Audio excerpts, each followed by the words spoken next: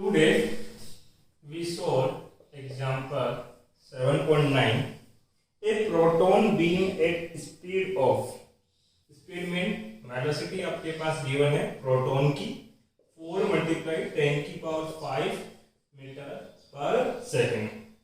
Enter a uniform magnetic field of 0.3 Tesla. Magnetic field कितना है बेटा? 0.3 Tesla at angle of 60 degree with the direction of magnetic field. Magnetic field की direction से कितने angle के ऊपर? 60 डिग्री के ऊपर ये एंटर करता है. Find radius of path and pitch distance आपको कैलकुलेट करना है.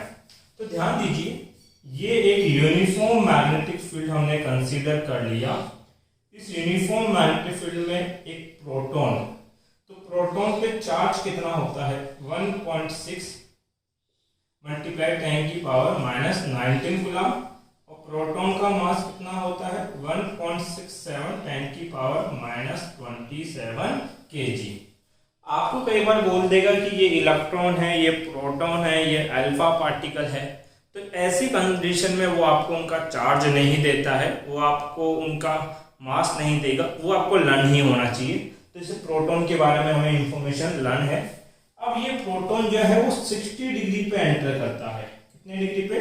60 डिग्री पर. कितनी वेलोसिटी से? v वेलोसिटी से. तो इसके कितने कंपोनेंट होंगे बेटा? दो. एक होगा v cos थीटा और दूसरा कंपोनेंट क्या होगा? v sin theta. हमने डेरिवेशन में पढ़ा कि v cos थीटा की टेंडेंसी कैसी है. v cos थीटा ये चाहता है कि पार्टिकल सीधा जाए और v sin थीटा इसको सर्कुलर पाथ पे मूव कराता है. इसलिए इसका पाथ जो है वो कैसा बनता है? हेलिकल पाथ बनता है. कैसा पाथ बेटा? Helical path.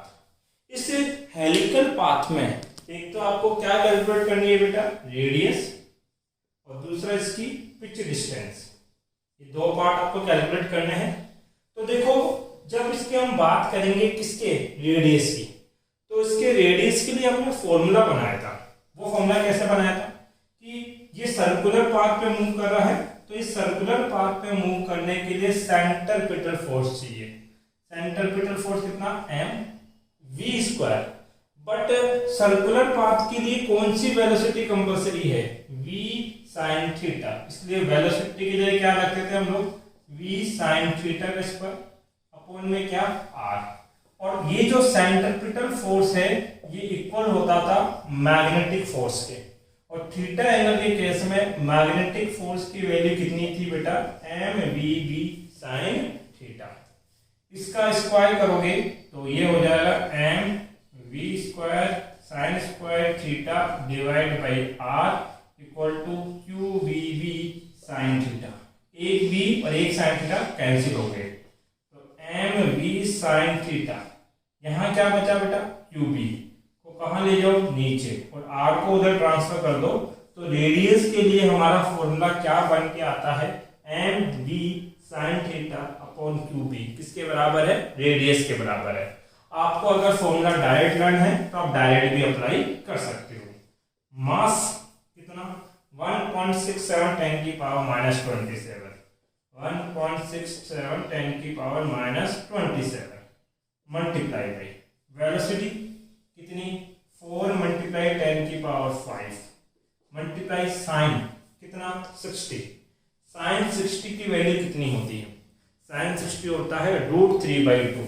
ये हो जाएगा √3/2 डिवाइड बाई क्यू. चार्ज कितना?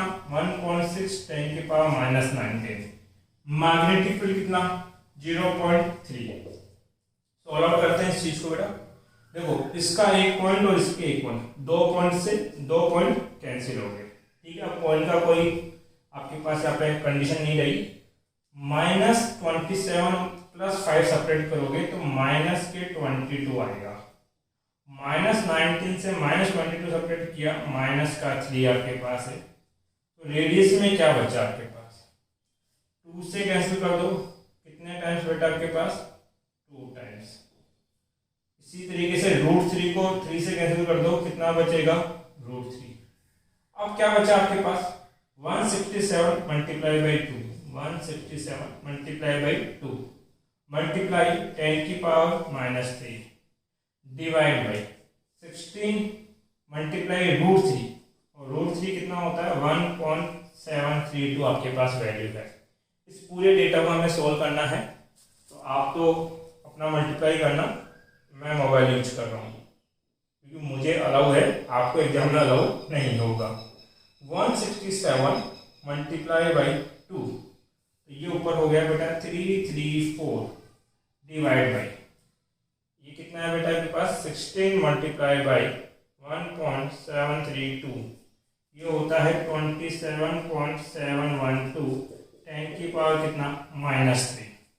इस पूरे डेटा को सॉल्व करेंगे, 334 डिवाइड बाई 27.712, तो ये आएगा बेटा आपके पास 12.05 10 की पावर माइनस 3 मीटर, या फिर इसको हम क्या लिख सकते हैं बेटा 12.05 को अप्रोक्सीमेट 12 लिख देते हैं, और ये 10 की पावर माइनस 3 है, उसको लिखेंगे मिलीमीटर आपके पास।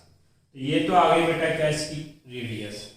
सेकेंड टर्म जो आपसे पूछी थी वो क्या है बेटा पिच डिस्टेंस, और पिच डिस्टेंस के लिए हमने फॉर्मूला बनाया था 2 पाई r अपॉन में tan थीटा। 2 पाई तो एज इट इज, पाई की वैल्यू कितनी 3.14, रेडियस कितना है 12 मल्टीप्लाई 10 की पावर माइनस 3 लिख सकता हूँ, 12 मल्टीप्लाई 10 की पावर माइनस 3, और tan 60 की वैल्यू कितनी होती है बेटा √3, तो ये √3 का मतलब कितना 1.732, तो अप्रोक्सीमेट इसको सॉल्व करते हैं, ये कितना आएगा टोटल 12 मल्टीप्लाई 2 कितना हो गया 24 मल्टीप्लाई बाई 3.14, ये हो गया बेटा 75.36 10 की पावर माइनस 3 डिवाइड बाई, इसमें आपको डिवाइड करना है इसका 1.732 का, तो ये डिवीजन आता है 43.51 10 की पावर माइनस 3, और डिस्टेंस है तो ये किसमें होगी बेटा मीटर में, तो ये आपके पास पिच डिस्टेंस, इसको लिख सकते हैं 43.51 मिलीमीटर आपका।